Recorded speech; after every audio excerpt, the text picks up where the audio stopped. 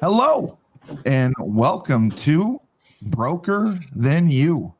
I am your host, the best podcast host in the universe, Steve Cully. I would like to thank our sponsors at Procyon Partners, one of the top 50 fastest growing companies in the nation. They specialize in employee benefits, wealth management, and retirement planning. President Sean Rabinowitz, proud supporter of our podcast network. Green Free Trust International, owned and operated by Rennell Jump and UConn legendary men's basketball player Jake Bosco. They specialize in tax plans for businesses large and small. They will save you money or get you a big fat return. To schedule your free strategic tax planning session today, go to www.greenstreettrust.com. Pete Finch and the Finch Law Firm is located in Bridgeport, Connecticut. Pete has the most unbelievable commercials, advertisements, billboard. He is the Better Call Saul of Connecticut. If you suffered any type of personal injury, a slip and fall, a car accident, your mother-in-law ran you over with her car, your wife got angry one night and decided to stab you, the Finch firm is for you. He has won legal battles all across the state of Connecticut, and he will go to war to get every dollar you deserve in compensation. You just have to remember, in a pinch, call Finch or go to his website, thefinchfirm.com. Dynamic Human Performance is owned and operated by UConn legendary running back Andre Dixon.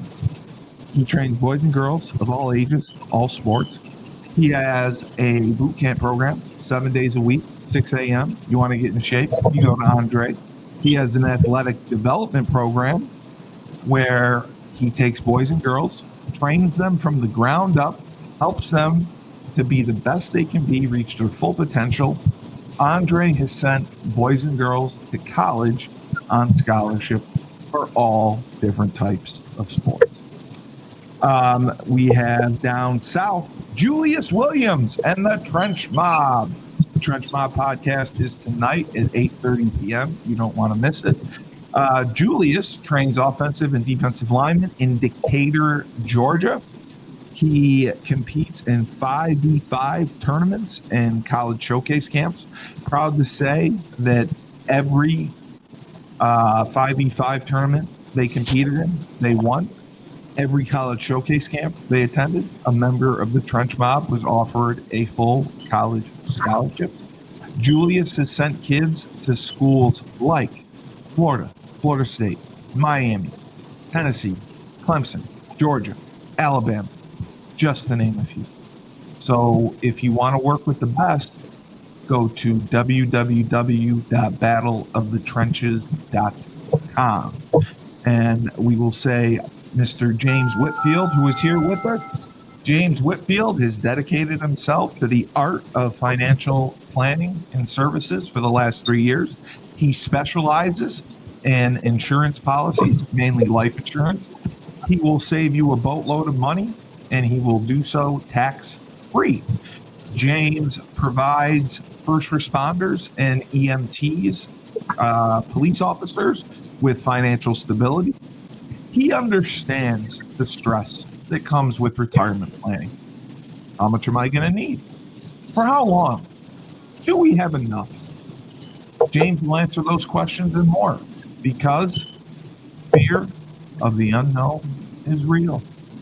You can go to his website, LutherJamesInsurance.com, message him on LinkedIn, or DM him anytime. James is there for you. And now we will get started. We have the king of real estate in Erie, Pennsylvania, Mr. Laban Marsh, who is wearing the old school. Yes, sir. This is 30-year-old Connecticut athletic T-shirt, which I cannot believe you were earned, not purchased. You got 30 years one, old after this, and it still looks the same. I mean, come on. There is a little hole back here from when I pull it off, but yeah. And then I got my Hook C, the nod to our vets from Veterans Day yesterday. Thank you for all who have Oh, served. that's what yesterday was. Dude, that's why you couldn't go to the I'm bank. sorry, I'm a bad patriot. Oh my god! Yeah, are you a patriot at all? Is the question. That's one of the questions. All right, Laban.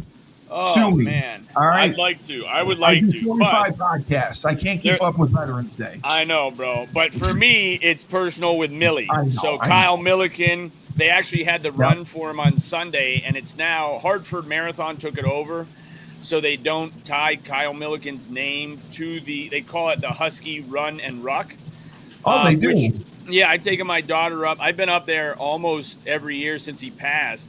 And this was the first year we weren't able to make it up. It was this Sunday. I would have loved to get up there on Saturday for that huge win, dude. Laban? You can't come Saturday? What excuse do you have this time? Listen, I'm trying. I'm gonna try. What did Jerry Martin say about trying? Yeah, what did Jerry Martin say? Jerry, rest in peace. He's another one. What would he say about crying? Militant. He wouldn't say a word. He'd look you in. He would just make you cry by looking at you. That's who that was. And I posted yesterday when Mackenzie got a photo op with Hootie, and I know Nikki had Hootie on recently, but. Yeah, anybody that has been to UConn, and I said, I wish my kids would have one workout with Hootie. Just one. That's all I want my kids to, so that they can understand I'm trying to what it takes. Those workouts. You want them to have them? I would, yes. Okay. Because they don't believe the stories. You know what I mean? Like, it is why they are the best. I mean, it's ruthless. They took you places you did not think you were physically able to go. So, no, they absolutely did not. Hold on, real quick. Fresh, are you in your helicopter again, bro? Fresh. Is it Fresh in his helicopter? That shop. My mini helicopter. My mini helicopter. Fresh is in the He's always traveling, man. He's on the go, dude. Fresh, are you in North Carolina? Where are you at? Yeah, I'm in North Carolina. I had to it was a pancake change. I had to make a delivery. So there you go. Always repping the family, though. I like that. It's sunny down there. He does it all. So we'll introduce the man himself, the entrepreneur, Freshfold Laundry Co. Nedvonne Young. Great to see you as well. Sorry, I missed your call earlier. I know he's in the backwoods of North Carolina. Oh no, man, it was a bad area, so I was going to that delivery. It was just bad, so really bad. That makes me feel bad. Nothing to do with you. Traditionally, it's my fault. So, but it's important to have those pockets so that if you're on an uncomfortable call and you just have to pause to make them think you're breaking up, that's still a vital tactic. So thanks, it's good to have those pockets. I'm just saying. I appreciate that. We have Rob Hill from R. Hill Enterprises, Inc., an accomplished author and a minister, and also a life insurance, other insurance policy expert, and he does phenomenal PowerPoint presentations. How are you, Rob? Outstanding as usual, don't you know? It's just, hey, why do you think they call it the present? Because it's a gift, brother. That's right. And he is also the king of one-liners. I'm going to have to start taking them down because I'm using them now. I call the IRS the income reduction squad now to everyone I talk to because of Rob, which everyone looks at me like I'm smart. And I'm like, no, I didn't come up with it. But when you say IRS to people, man, it's like saying Al Qaeda. Oh yeah. The IRS is a hit squad, man. I mean, you get a letter from the IRS, man, in the back of your hair, the hairs on the back of your neck stand up, you know. Yeah, we'll pray. We'll pray that doesn't happen. James Whitfield of Luther James Insurance, as we just mentioned. James, great to see you. Great to see you and everybody else. Thank you for tuning in. Yes, and our special guest who managed to come back for a second week. We didn't scare her away, thankfully. Krystal Allen of the Allen Agency. Krystal, great to see you. I think I muted her. Let me see if she's muted. Did she mute herself, or did I do it? It could be me. I could have screwed it up, but there you go.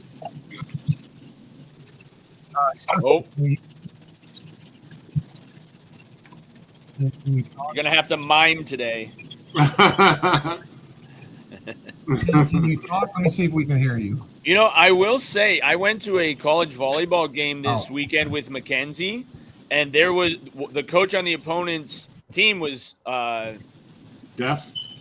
Well, one of the players must have been deaf. So why can't I think of signing? Yeah, they were signing, and then you could see him in the classroom after the game, where again they had somebody to sign for the player. But as much as they talk in any sport, and especially volleyball, it is amazing. And I could not figure out which athlete it was, which is even more impressive.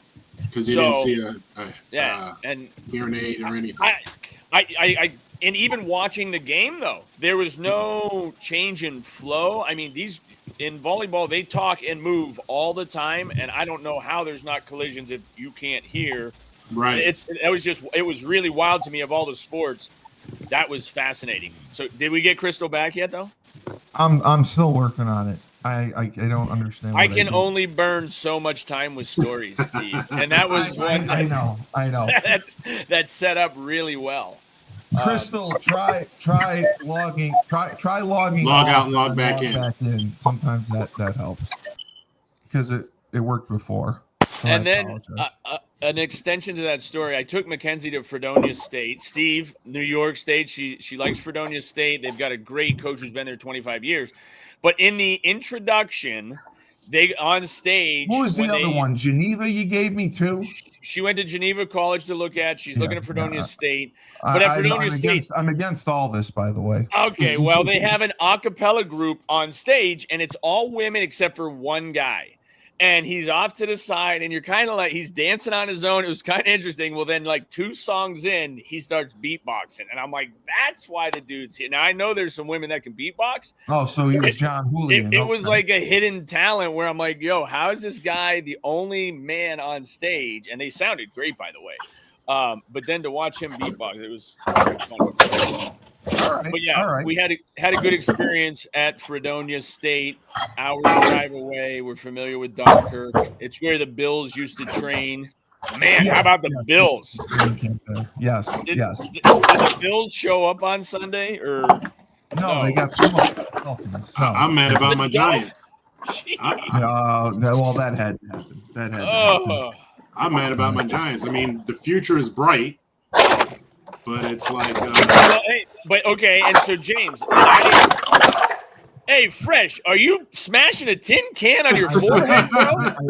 I muted him. Oh man. Oh, but listen, your Giants. My bad. No, you're good. But that James Jackson Dart leaving is with the truth. Concussion. But dude, listen, like leaving with a concussion to me, and Steve can attest, and probably Fresh too. Like, I would have rather had him strain a shoulder than a concussion because you have no idea what that might do to him going forward. And I don't know if he's had a history of that. But listen, I hope he's sitting for the rest of the season because there's no reason for him to play. And then let Jameis Winston actually earn his. What does he get? $5 million? Well, but there should be a Tua rule where it's like, you don't want to come back within so much time because heaven forbid that dude ruin his life. Second impact syndrome. I mean, I think they're going to sit him. They're going to sit him and let him try that. Get himself together.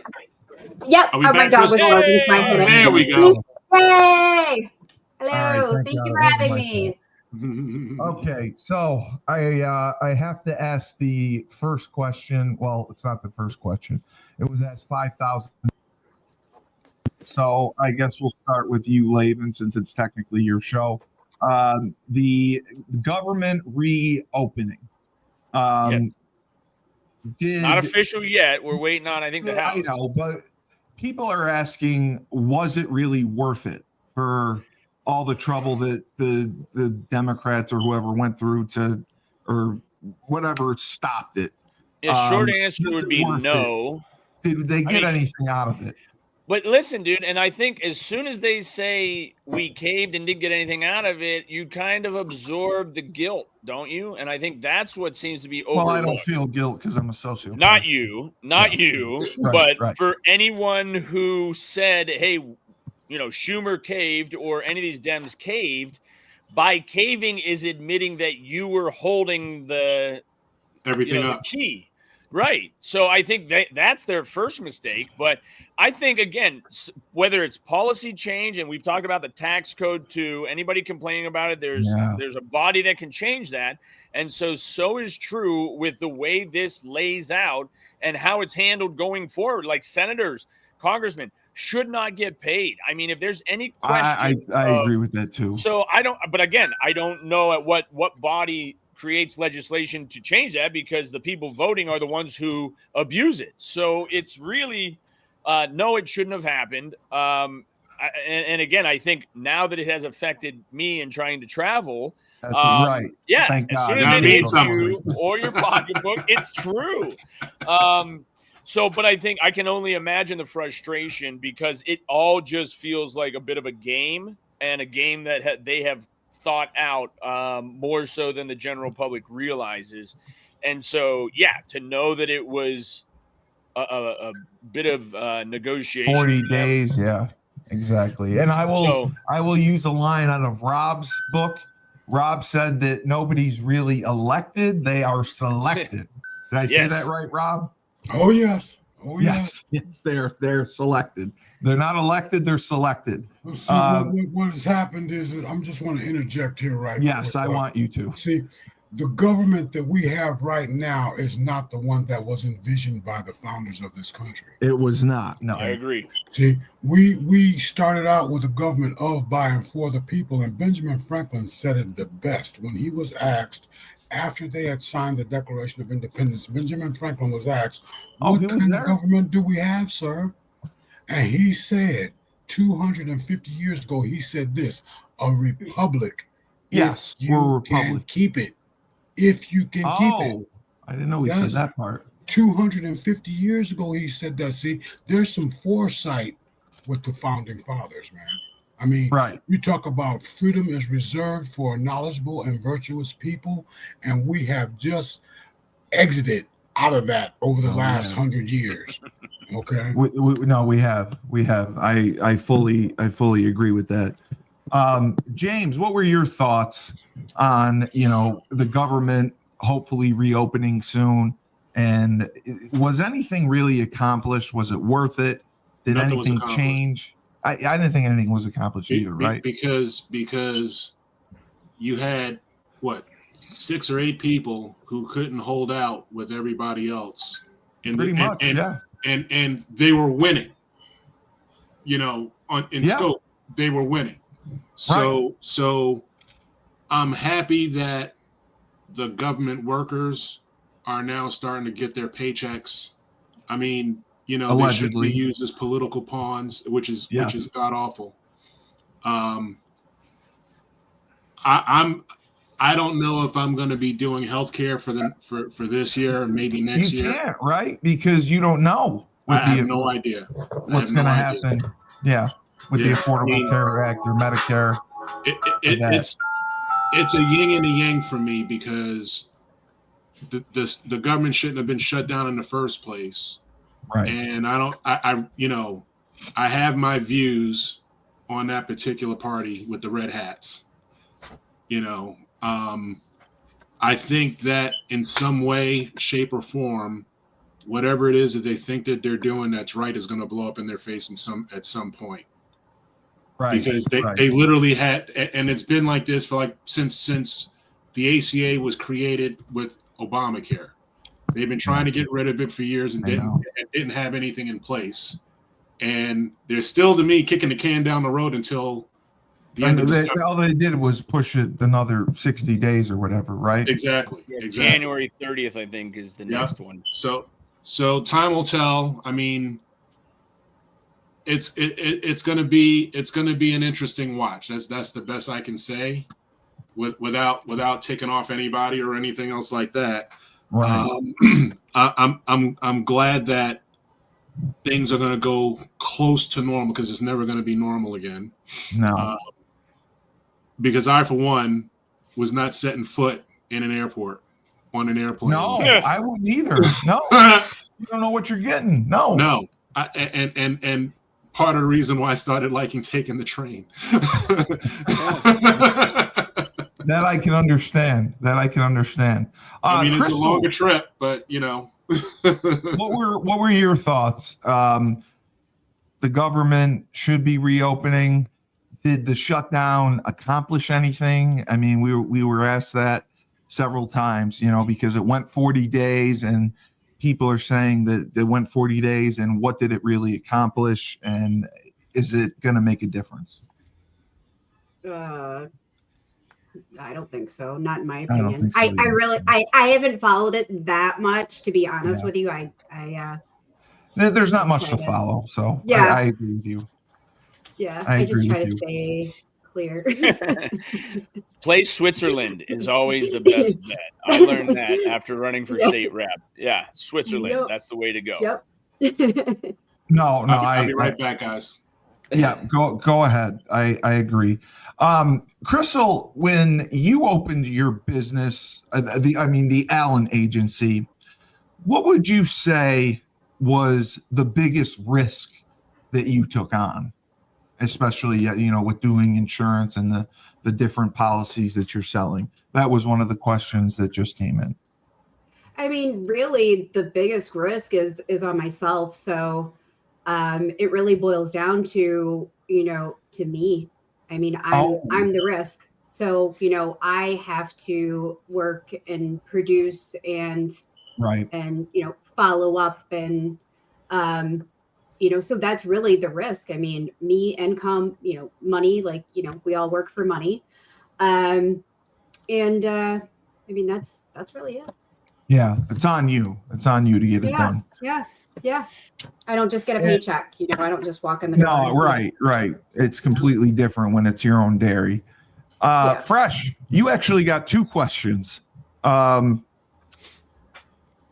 Because, of your business, and you do some things that are different. What would you say, and I didn't ask this, what would you say that there is one thing, if you could pinpoint, that your competitors may do better than you? That's a really good question. So one thing that my competitors do, one thing. You guys can hear me okay, right? Yeah, we got you. All right. So I would say, I think some of my competitors, they have more established routes. So they have, they have more longevity, and they have, it's new for me in terms of establishing routes and things like that. So some of them, some of them are well established. They have routes on, and people connections. They have established things kind of set. Like when they got, like they'll have a neighborhood routed out, and they know how to do, certain things that I'm just, starting to figure out and get into. Yeah. So I would say, but what is good is that it gives you something to reach for, right? It gives you something to aspire to at least get to and accomplish. So it's always good to even have.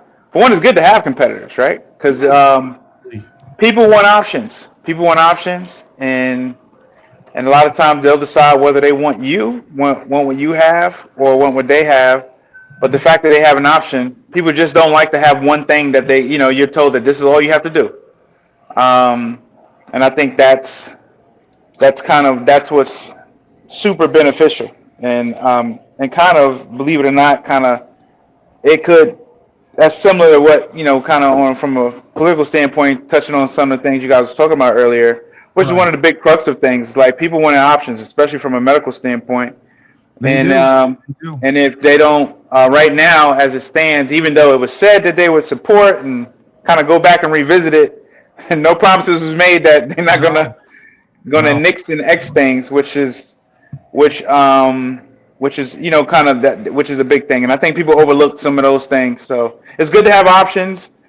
It's good to take advantage of them, but more important from a business standpoint is always to make sure you are learning from your competition, learning from your shortcomings, and build on your strengths. So. Well, that goes in. Chris D. He like harasses me on every podcast. He like follows every podcast I do. Thank you, Chris D. I appreciate your question, and I'll ask the other one. All right. So, what would you say would be one weak spot of your business currently? Weak spot. So I'll say a couple. One of the main ones is like not having people. Not having people. Right. Not having like a staff of X amount of people to be able to get certain things done, and that's just growth, right? Being, it's a gift and a curse sometimes. Being small and agile and being able to just kind of do things on the fly. Sometimes when you're bigger, you have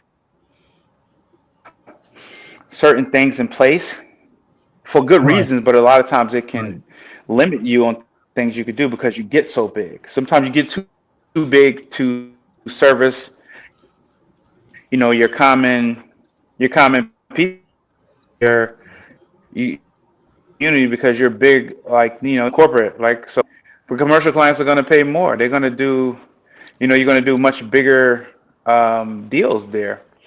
But, a lot of times we start things because of in our hearts, okay, this provides a service and pain points. It helps for the smaller smaller community-based things. And then sometimes it goes, okay, but at some point, to keep your doors open to do these things, you have other aspects of your business.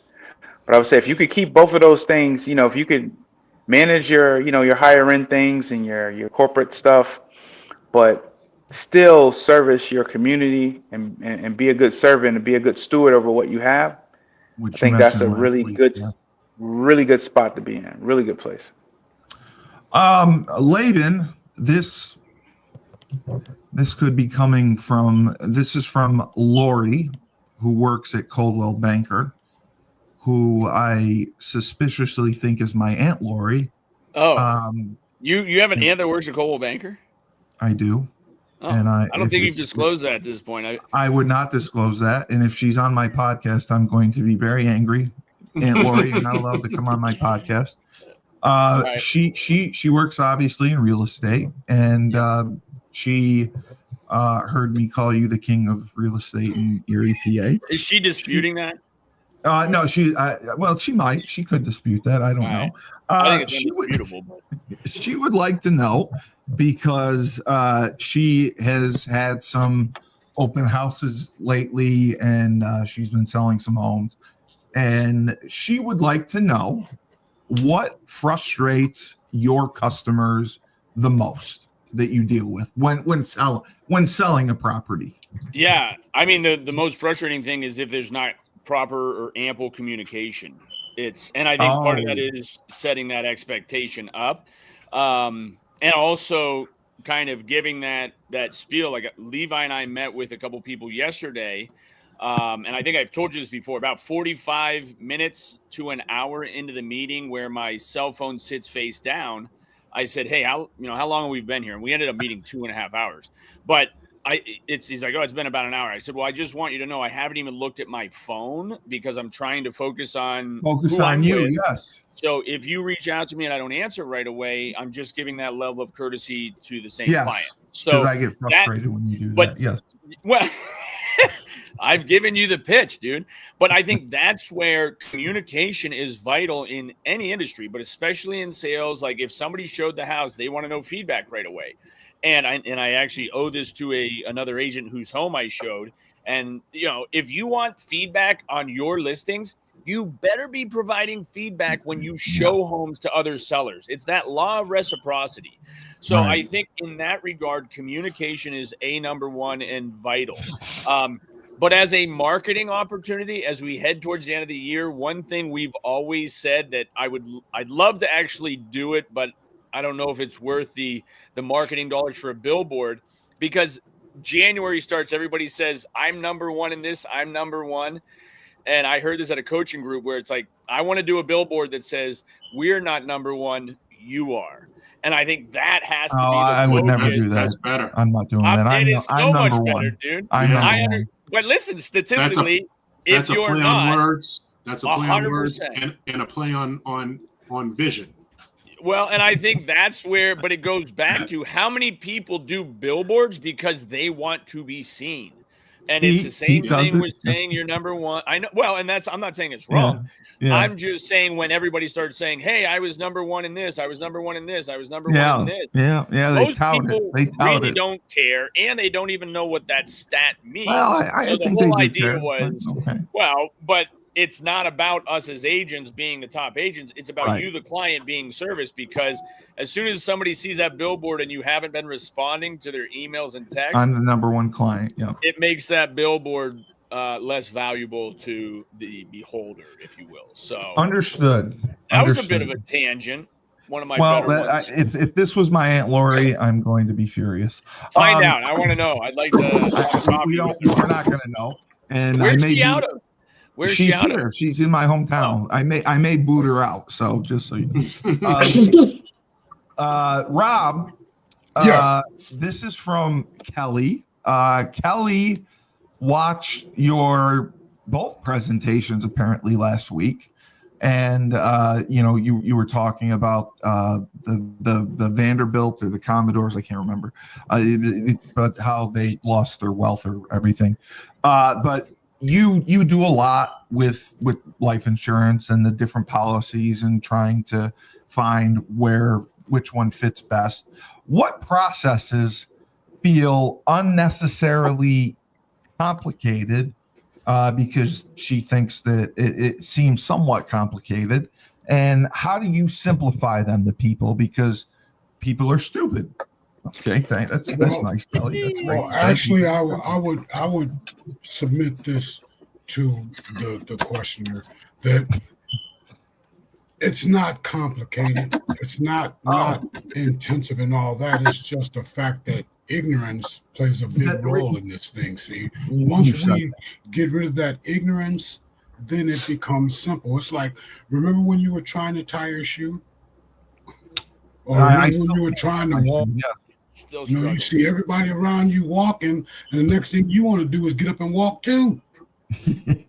Right. Then you start running.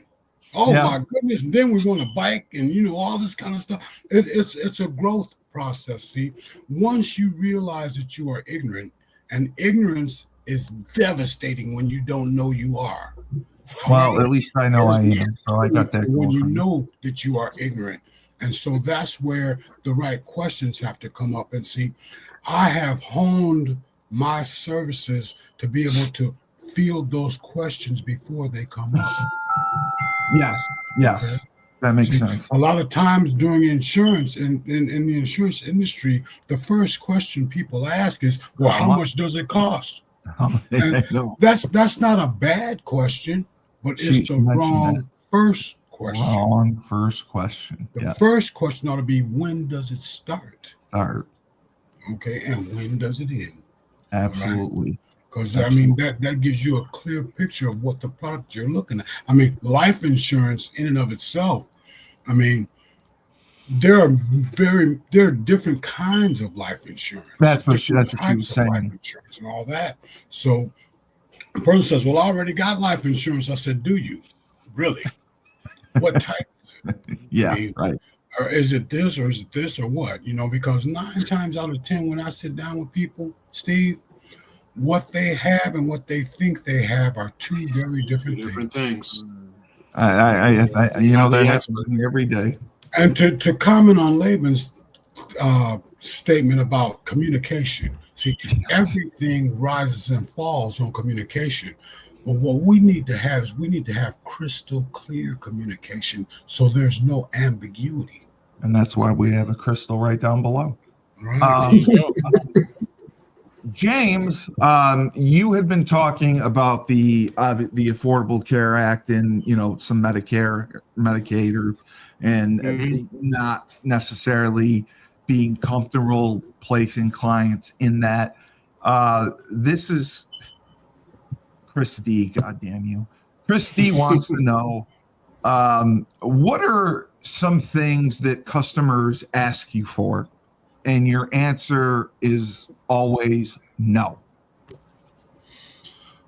With insurance, guaranteeing their insurability, or I had a client where I gave her a 0 premium policy because it took all her doctors and she couldn't afford to make premiums. So she uses the insurance. Yeah, you can get freebie ACA if it's income related. So she didn't make a lot of money. Right. She didn't qualify for Medicaid. She didn't qualify for that because she still has a job. So I gave her, I can only see what doctors take these carriers. And she went to her doctor, and the doctor said, "We don't take this. It's level 2. I don't see level 1, level 2, level 3. I don't see any of that. I just see that." Right. That's it. So it became a headache because I'm trying to explain to her something. I'm like, listen, in some cases you have to pay for what you want. Right. Okay. And right now you're not paying anything. So why are you crying about it? Yeah.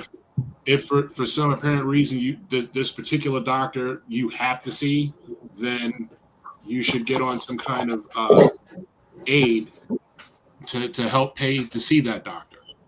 Exactly. Because I can't pull rabbits out of the hat and magically, get this doctor to accept you. Because it's like I said, listen, I don't make any money doing this. I'm being honest. No, you don't. I make $40. It's not even gas money. Yeah. That's absolutely right. Krystal, God, I swear to God, if this is my Aunt Lori, I'm going to lose it. Krystal, my Lori wants to know how much do you rely on medical history, your family's medical history, when you are looking at life insurance or putting someone in a policy, or I guess expecting their life expectancy? She said, is that something that where you look at the family history? Oh, we lost her again. Yeah, we don't got your audio, Krystal. It's okay. That's okay. Hold on.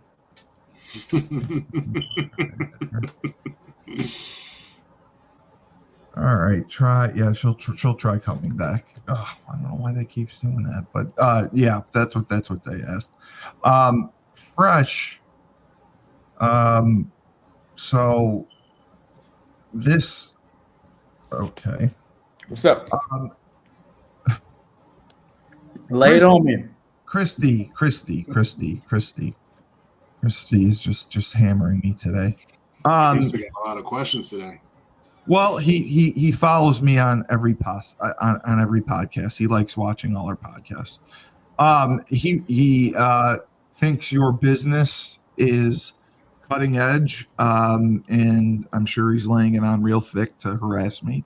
He wants to know where you feel that you could be wasting the most time, money, or resources, because obviously you're doing a lot of it yourself. So that's what he wanted to know. I mean, again, good question, Chris. Don't tell him good question. Then he's gonna keep asking them. Hey, that's what you want. Chrissy might be the reason why you might be up over 20,000 subscribers this month. So thanks, Chris. So I would say, so the short answer is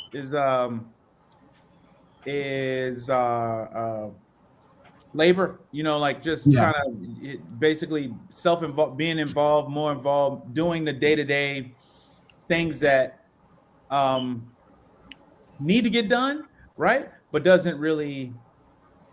might not necessarily equate to like an increase in dollars, right? Because as a manager, CEO, you want to do things that are more revenue driven, right?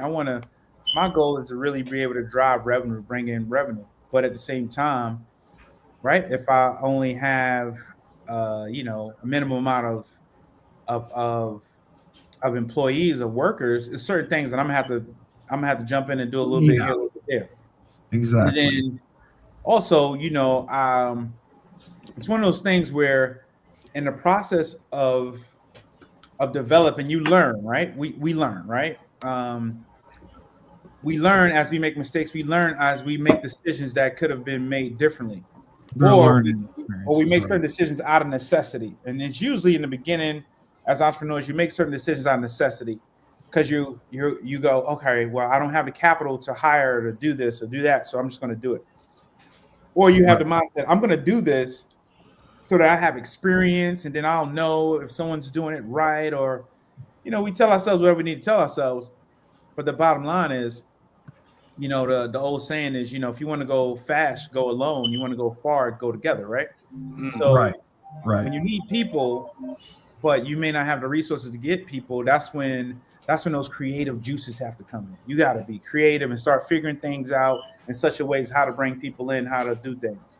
So that's why even with me, with my model, there's a unique opportunity in my business where people, because we're new, right? We're not even a year old yet. Yeah, you're not there yet, right? And people that want to come in, because I still have this, who's your friend mentality, right?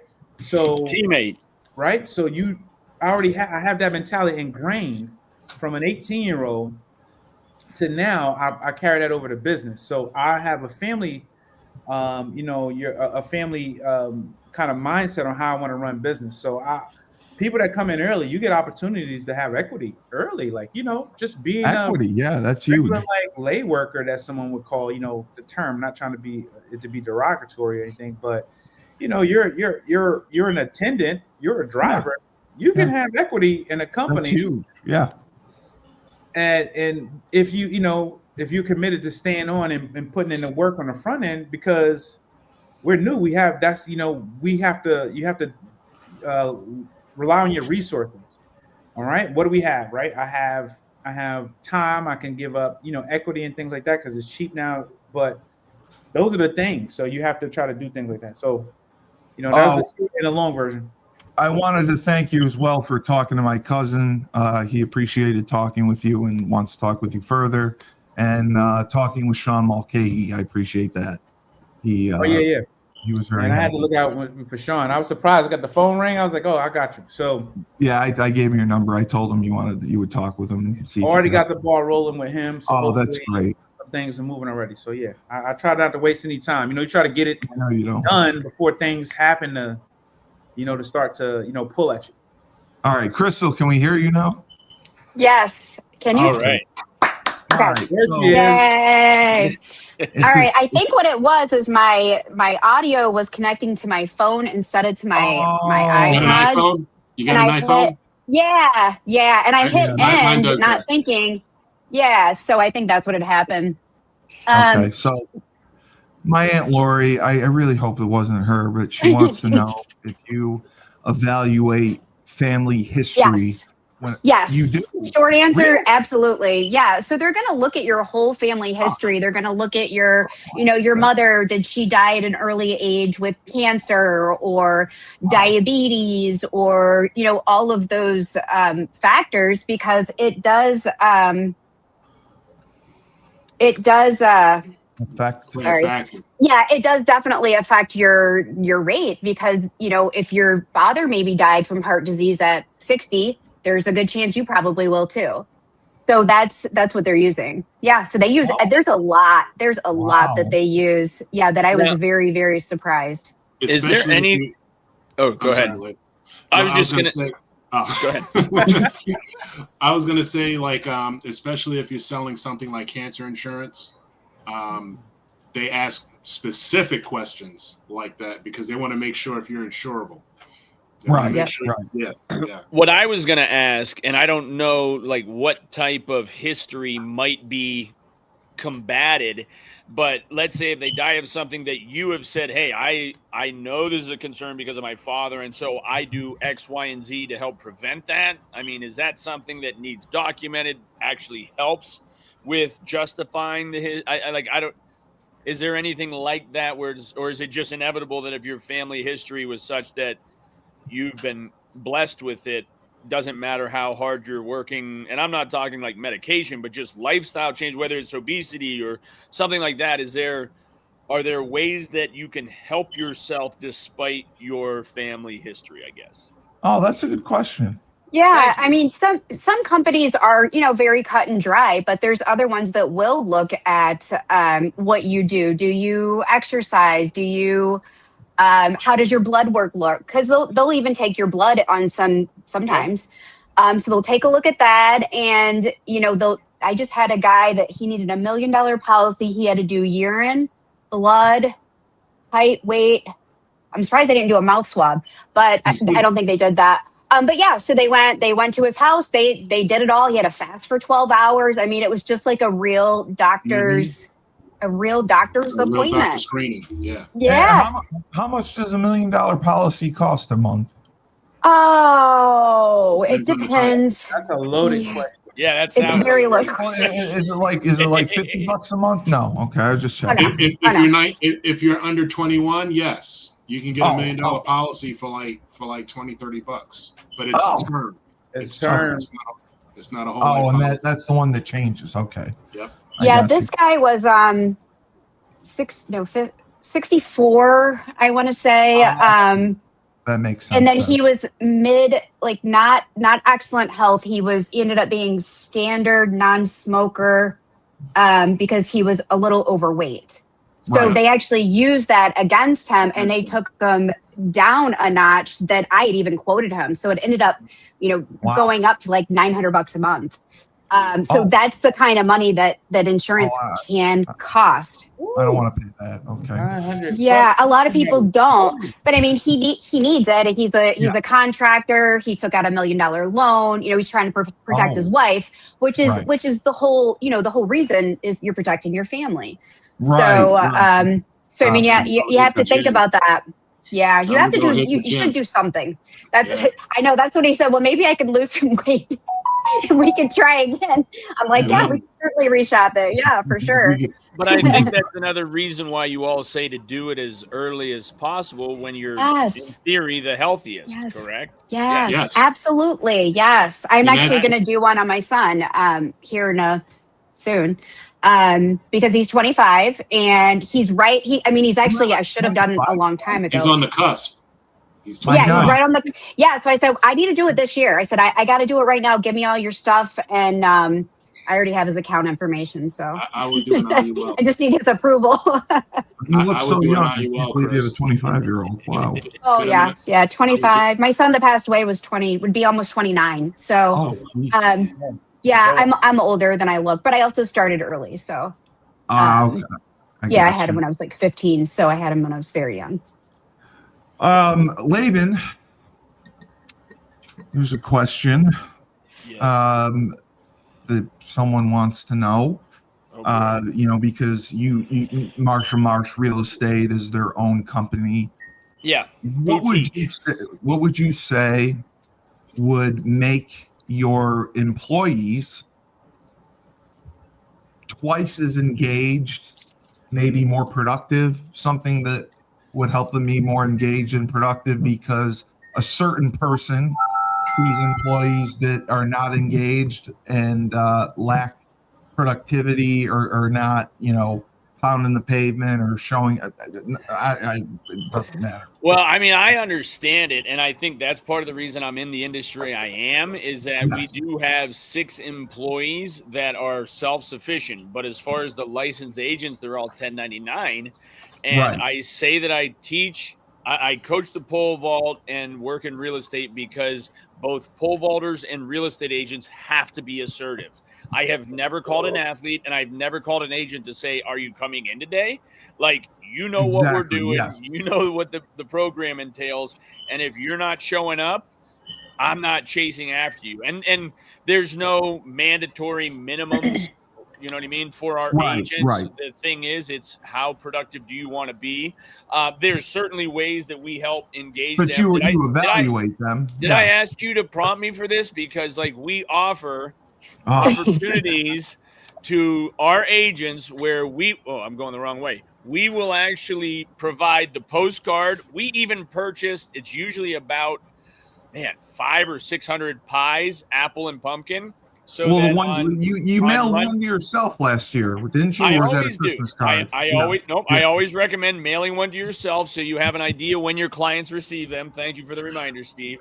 But they need to go out because Monday and Tuesday before Thanksgiving is when we pick them all up, and then we have them come into our office so that they can see the digs.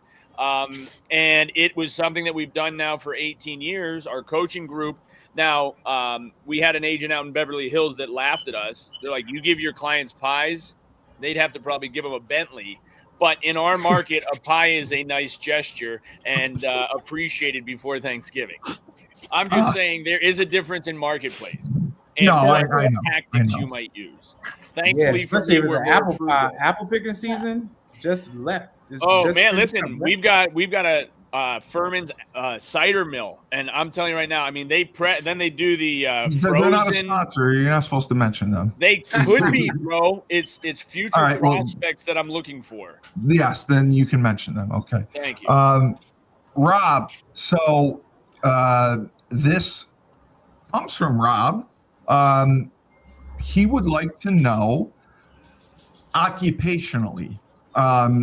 Does your job, your occupation, how much of a part does that play, when you're trying to get certain types of life insurance? Is it a major part? Is it something that can have a huge effect on what your premium is or what policy you end up with?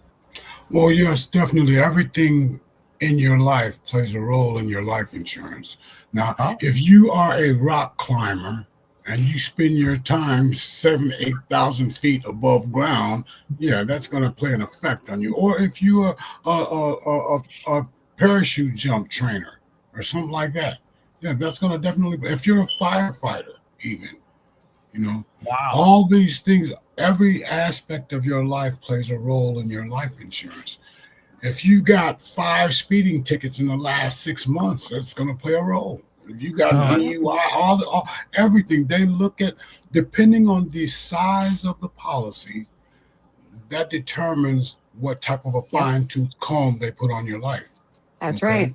Now, there are lots. See, the insurance industry is very proactive, okay? They've got policies out there where you don't have to have no medical exam or anything like that. They're final expense policies, okay? And you can just get it with basically no underwriting, okay? Right. Then you've got these different policies depending on how much the policy is worth, depends on what you're going to have to go through to qualify for it. The key word there is qualify. You got to qualify for everything as far as life insurance is concerned. Because what life insurance is, in a nutshell, is they're taking the risk of whether or not you're going to live or die. No, I completely understand. Especially if you're jumping out of planes for fun. Yeah, when I was in the military, they say the only thing fall out of airplanes are fall out of the sky are bird droppings and fools. Okay. Why would go ahead. But take into consideration everything, and you did make a statement about do it while you're young. Yes. Because the more mortality tables, they don't take into consideration whether or not you're in a car crash or whether you got shot or all these different things. They just look at how long you're going to be projected to live. Correct. Okay? Correct. James, this person would like to know, because you have your own business as well and you're dealing with people. Do you deal with a lot of people who are dishonest about things and try to get things by you? Who's that? Yes. Yeah. With policy. Yeah. If they're will they be dishonest about their medical history or lifestyle?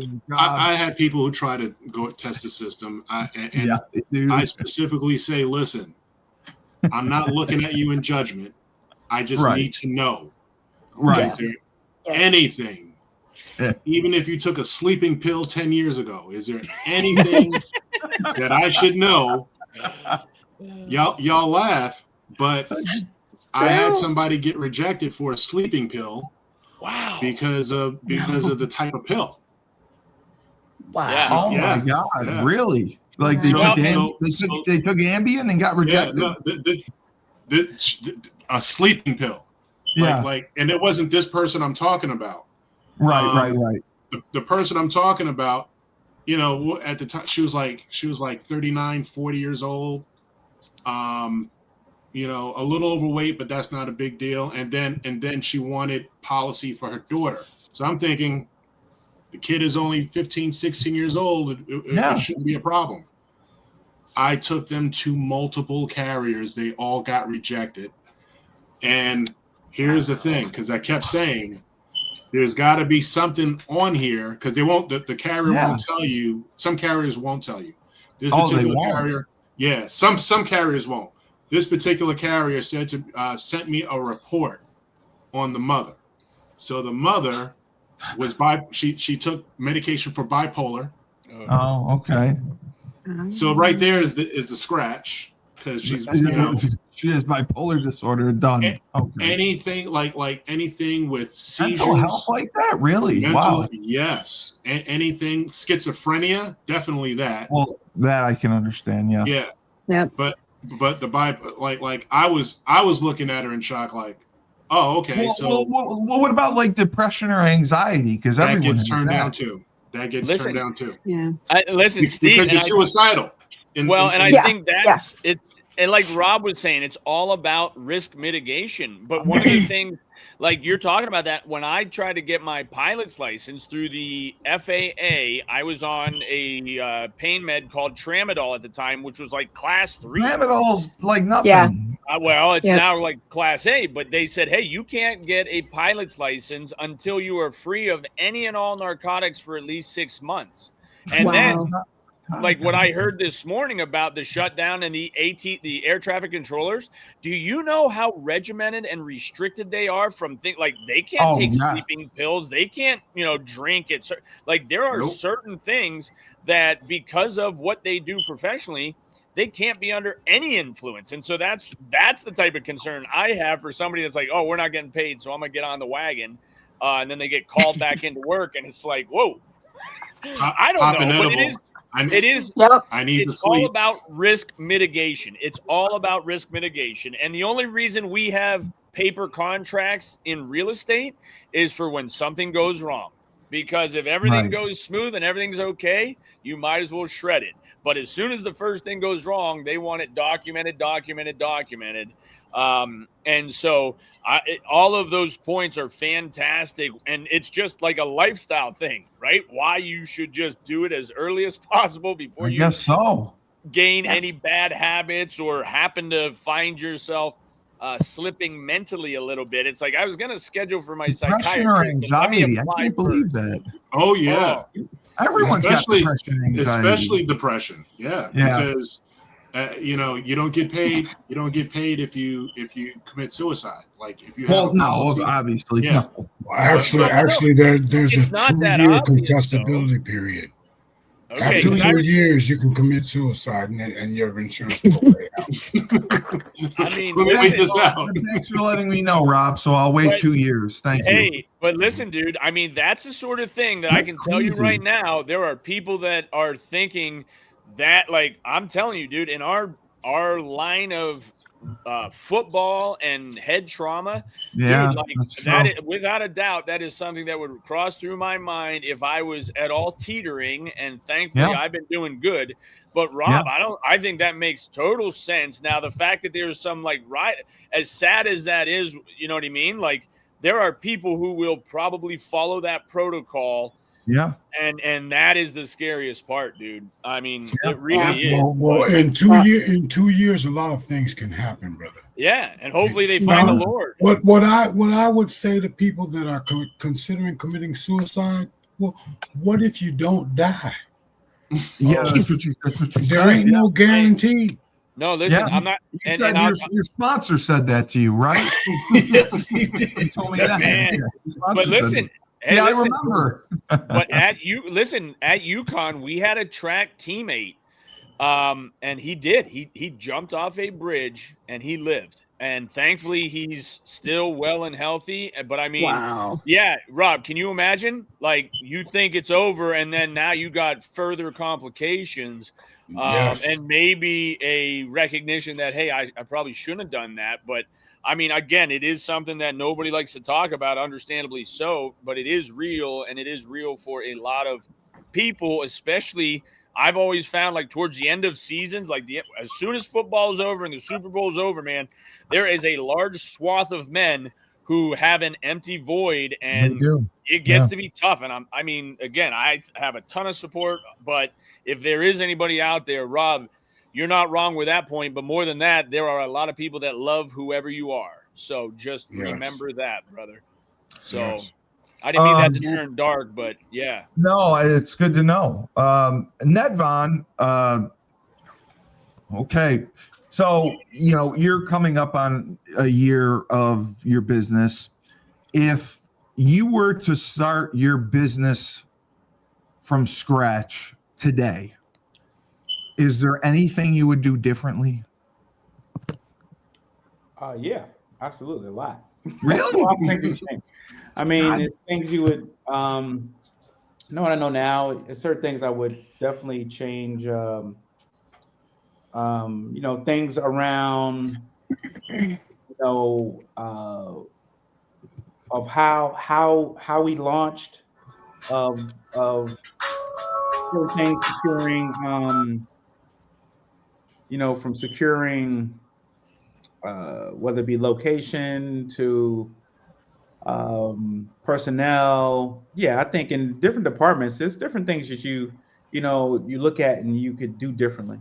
I mean, but that's a part of the growth process. Okay. But the main thing is, I would say, what I wouldn't do differently is I would not start, right? So I would not go ahead and take the leap.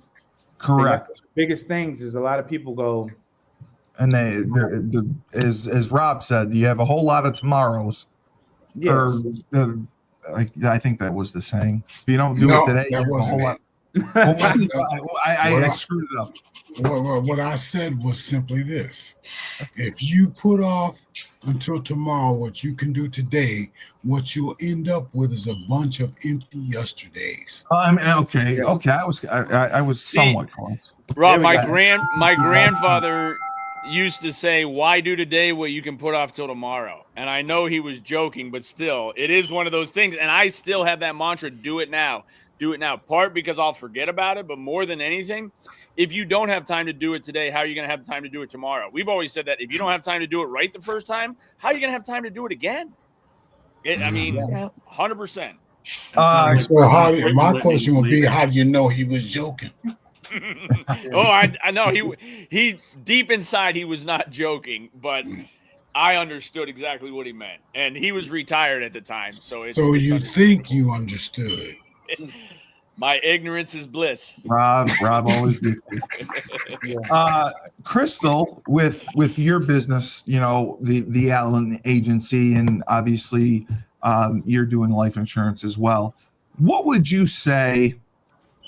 Which customers cost you more than they're worth, or you're putting in more time than what you're getting out of.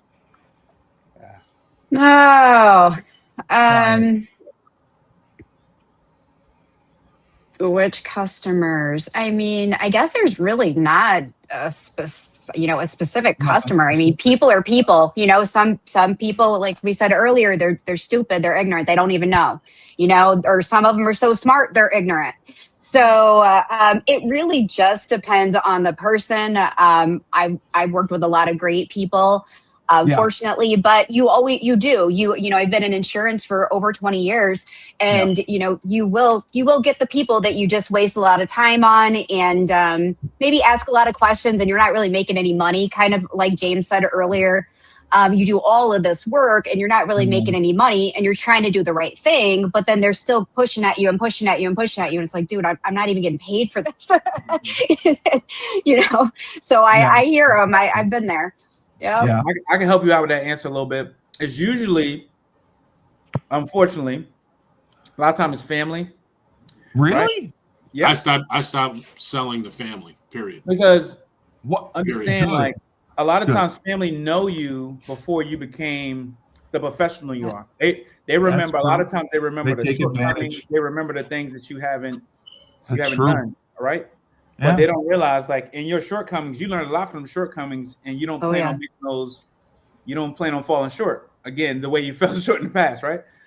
So a lot of times it's family, and then you find yourself with the kind of try to do right, like it's usually your big heart trying to help people that or the most people in need, or that would be the short version of it. The people who needed the most, right?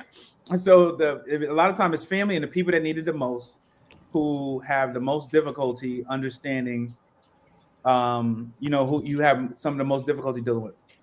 But I always follow that up, and of course I'm going to forget what I was going to say now.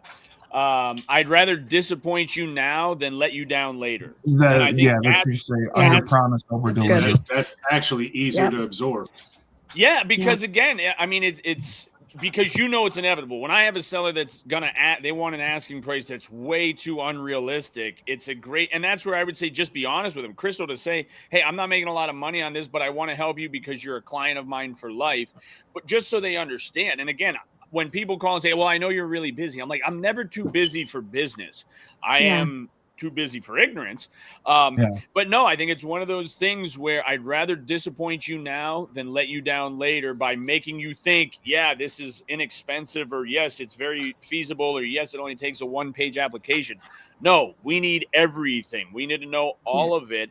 And it can be tough for people when they're buying a home. You have to have your last 2 years of tax returns. And if you own a multitude of businesses, they want to know all of that. And there's new rules in title and in mortgage where if you're an LLC, which a lot of times you'll hide behind those limited liability corporations, now banks and title companies and attorneys want to know every member of the entity, what their address is. So it's really hard to get away with I don't agree with that. hiding some of those things. It's invasive when it comes to business. Yeah. Krystal, so usually, just last thing with that, usually they want to know people who own, I think it's over 20% or 25%. Like, it's usually that. If somebody owns like a minority, like they own less than, like, if it's like 15%, it's usually not the case. That's what they're doing now in PA? But what's happening, because you have to have a broker's license to manage other people's property. And so what investors are doing is they're making this property manager a 1% owner in the deal so that they can say that they're a part owner, so that they can technically manage it, when in fact you have to have a broker's license to manage other people's property. So they're always going to be skirting these types of things. But that again is where, when there's a purchase, primarily a cash deal, and it's an LLC, they want to know everybody that's involved in this in case there is any impropriety. Because as a broker, I have to disclose whether I'm a part of the purchase or the entity buying it or not. I am a PA licensed real estate broker, RM 420-878, on every agreement of sale that I'm a part of. And if that's not disclosed, that's a number one issue. So, Laban, can I get a broker's license or no? Yeah, 3 years of sales experience. and a number of, but yeah. You have to pass a test or anything? 3 years of real estate experience. Oh, yeah. I've lost interest. Yes, you have to have three years of sales experience with a number of credits that say you did business, whether it's sales, leases. I've done that, like yeah, but I've lost interest. Krystal, I just wanted to let you know the last question was from your friend Natasha from Montana. Hey, hi, Natasha. Oh, she probably does know Natasha too, but you can team up with your Aunt Lori, Steve. Get with your Aunt Lori and create a powerhouse team. Aunt Lori's going to get thrown off if she. Laban, you had a question. What would you say right now that your company or you as a broker are undercharging or leaving kind of money that you could be making that you're leaving under the table, that you're not maximizing your revenue? That's a great question, but no, I think it's a good question, and we've often been not criticized by our banks, but that we've been questioned by our banks based on how much we compensate our agents. So any profitability left on the table per se would be going to our agents that have produced the revenue essentially. So because it's a family business and our family members contribute primary revenue, anything that's left, and we're very, astute with our expenses because we have little control over our revenue per se when the market is the way it is. And so, I don't like to think that we've left anything on the table per se. Could we charge some of our clients fees that other competitors do? We could, but it just doesn't seem necessary or right. And that's an argument because like Levi and I have talked about, you do have a lot of people that will meet with you running around and never buy anything, and we don't get paid for it on a commission base. But you could also do, you could charge clients for your hourly. There's been a meme going around Instagram where it's like, okay, I'm going to charge you for my hours, which are 652 hours at $50 an hour. But sometimes that's how much we put into deals. So I don't think we leave any profit on the table. Any potential profit that would be left on the table, we think goes to our agents, rightfully so, is how we try to do it. Right. Rob, last question. Okay.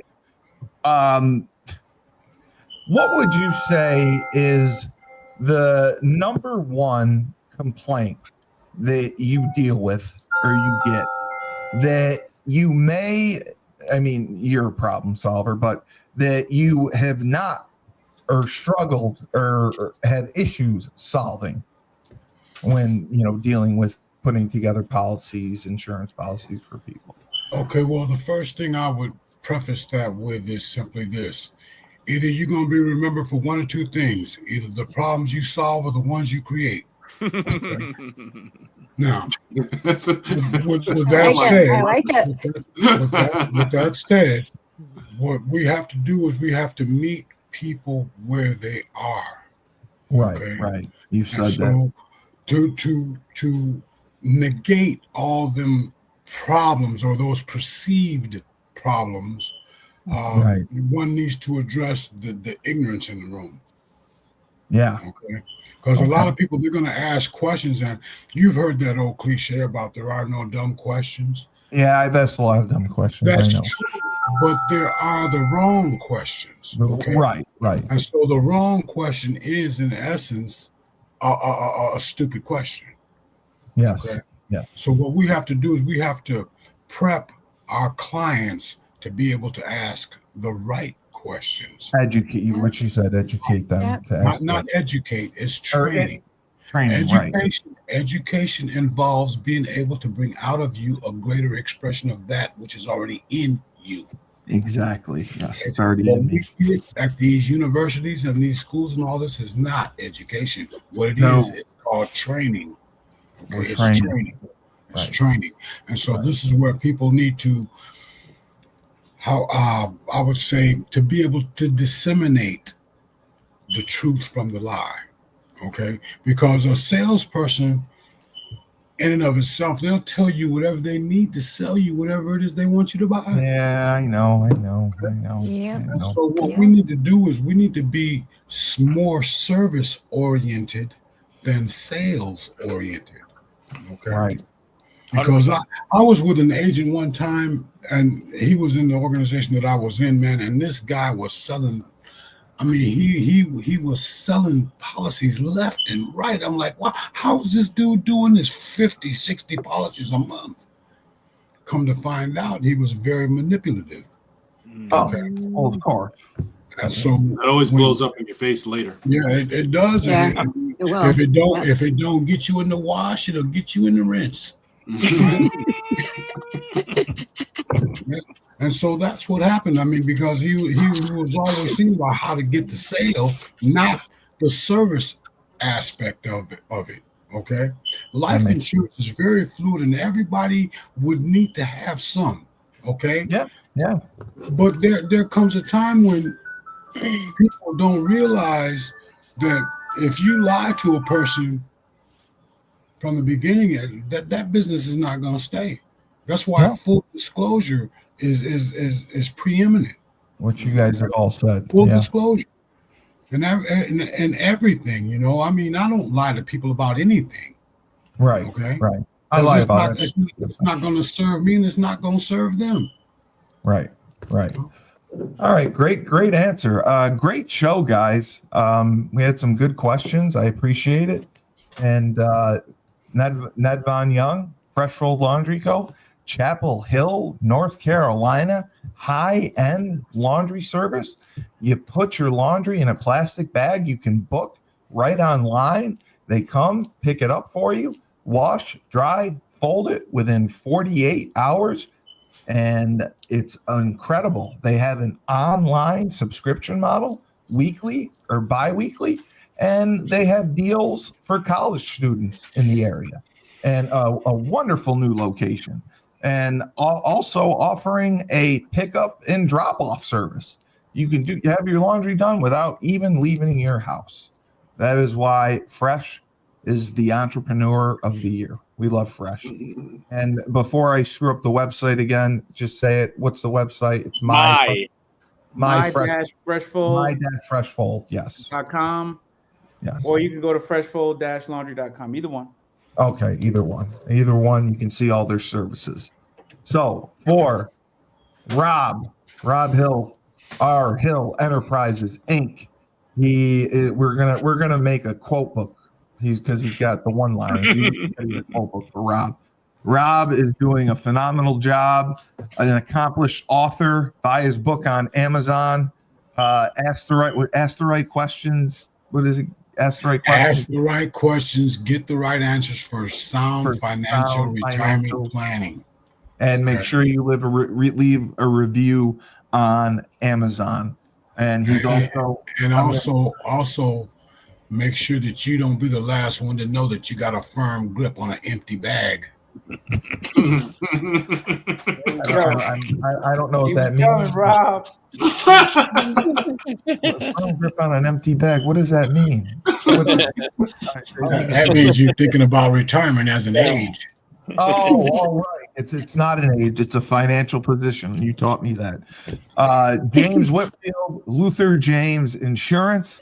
I can't remember if I sent you Sean's number or not. The Connecticut guy. Okay.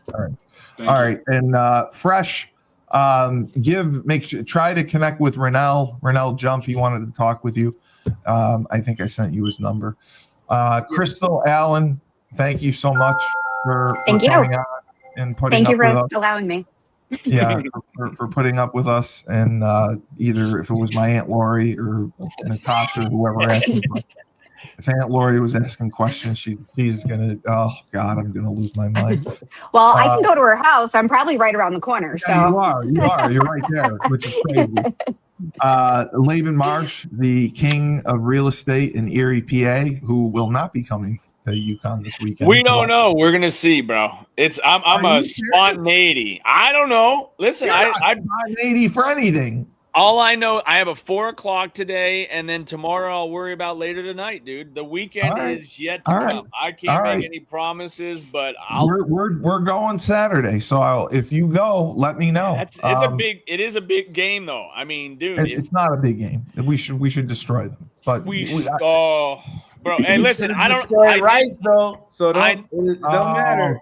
I know Rice. I was sticking my head game is important. But listen, the fact that you called no interceptions and he still didn't throw an interception last week, dude, I'm impressed. They say it every play. The announcers say it every play. It drives me nuts. Well, and he has got some voodoo, so.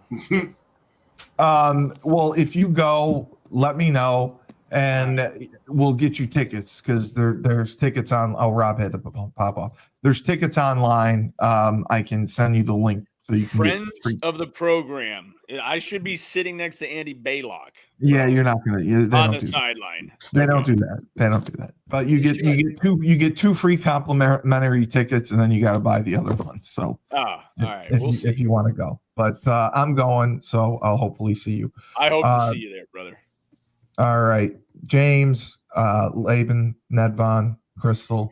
I'm Steve Cully, the best podcast host in the universe. Remember, when life gives you lemons, and they gave me a lot today, don't make lemonade. Take 2 oranges, throw them right back at life.